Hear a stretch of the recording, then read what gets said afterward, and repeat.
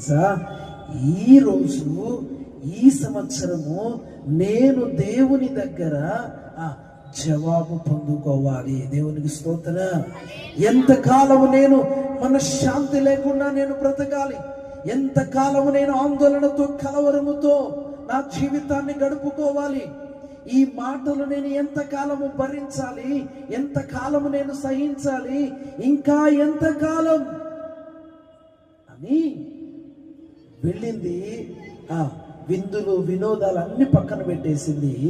వెళ్ళింది మనసంతా కుమ్మరించి దేవుని సన్నిధిలో ప్రార్థన చేసింది. దేవునికి స్తోత్రం కలుగును గాక. ఏం చేసింది? మనసంతా కుమ్మరించి దేవుని సన్నిధిలో ప్రార్థన చేసింది. వావ్, నిజంగా చాలా అద్భుతం కదండి. అదే ఉందా ఆ మాటలో? ఆ సమూయేలు మొదటి గ్రంథంలో అదే వచ్చిన ముందా? బహు దుఃఖాక్రాంతురాలై, మొదటి అధ్యాయము 10వ వచనం.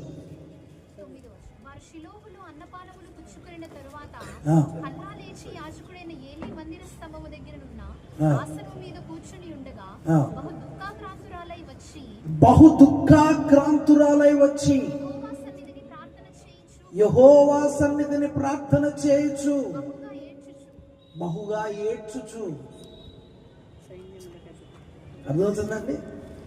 తన హృదయం అంతా కుమ్మరించి, ఏ మనసులో అయితే మనశ్శాంతి లేదో, నెమ్మది లేదో, సమాధానము లేదో, కలవరం ఉన్నదో,